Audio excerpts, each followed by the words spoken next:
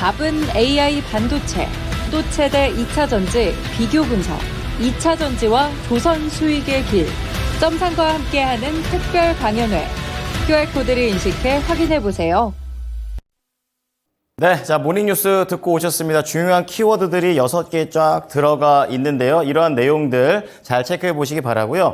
이어서 증권사 리포트 세 종목 체크해 보겠습니다. 안 그래도 상승세가 잘 나오고 있는 이수페타시스와 LS 일렉트릭입니다. 내용을 보아하니까 목표가를 더 올린다라는 그런 흐름이 있고요. 이수페타시스 같은 경우에는 내년 주당 순이익을 더 올립니다. 마진이 더 늘어날 것으로 지금 현재 보이고 있는데 자세한 근거들 잠시 후에 들어보시고요.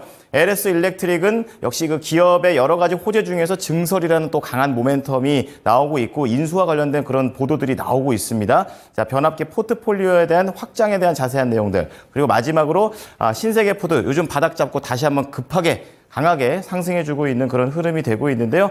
자, 올해 펀더멘털과 관련된 내용들이 있습니다. 자세하게 알아보겠습니다. 자, 어떠한 내용들입니까?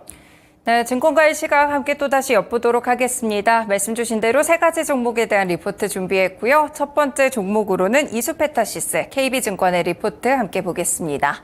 네, 보시면 2025년 내년에 대한 EPS 추정치를 올리게 되면서 업사이드가 확인됐다는 리포트인데요. 1분기에도 호실적이었죠. 영업이익은 230억 원으로 전년 대비 14% 증가를 했습니다. 일단 G사양과 관련된 TPU5나 6세대 제품과 스위치 제품의 증가로 믹스 개선에 대한 효과가 뚜렷했고요. 이뿐 아니라 MLB 주문이 회복 추세로 전환됐고 중국 법인 역시나 전사 이익에 기여를 하기도 했습니다.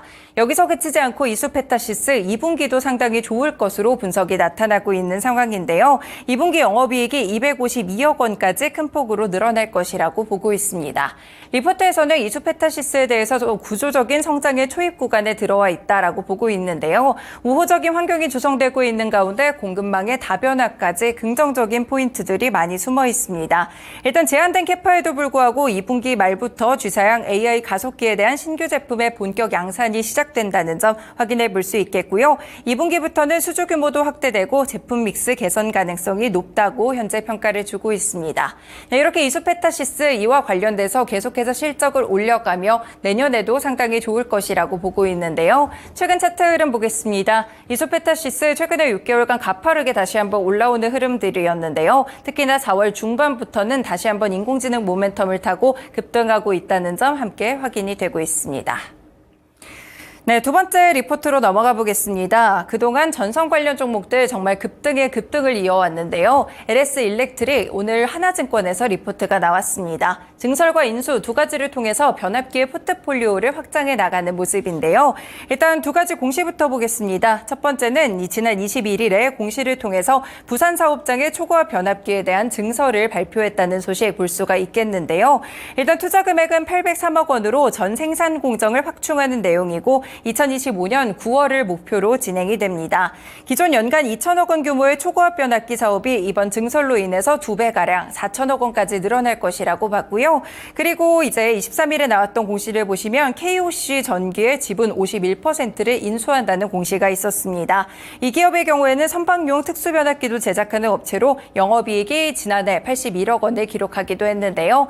현재 인수 시점이 정확하게 정해지지는 않았지만 일단은 늦어도 3분기쯤에는 연결로 인식될 가능성이 높습니다. 향후에 해당 부분 매출도 빠르게 늘어날 것이라고 봤고요. 최근에 원자재 가격이 약간 상승 움직임을 기록하고 있는데 가격 전가도 용이할 것이라고 평가하며 목표 주가는 25만 원까지 상향 조정했습니다.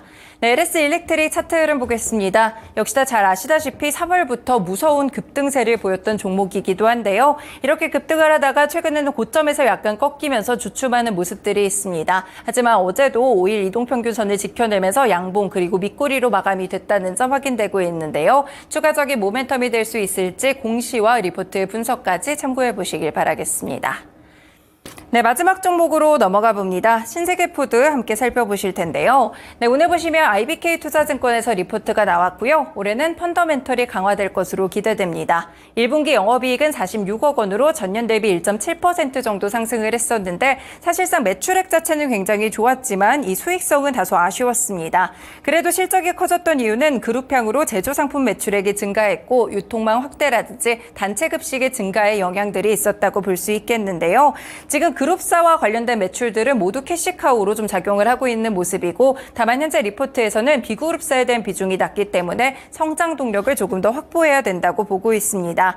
2분기 실적은 좋겠지만 그래도 SCK 점포망 확대가 지속될 수 없다는 점에서 일반사의 매출을 늘리는 것이 더욱 중요하다고 분석을 했는데요. 이에 따라서 목표 주가는 58,000원을 유지했습니다. 네, 신세계푸드 주가 하락세가 나오다가 최근에 식품주들의 반등과 더불어 함께 상승하는 모습들이 있었는데요. 이에 따라 120일 이동평균선을 함께 복귀하는 흐름들도 있었습니다. 일단 종가 기준으로 올라온 부근 속에서 조금 더 최고가까지 올라갈 수 있을지 신세계푸드의 리포트도 주목해 보시길 바라겠습니다. 네, 이렇게 개장 전에 중요한 리포트까지 함께 정리해드렸습니다. 모닝 리포트였습니다.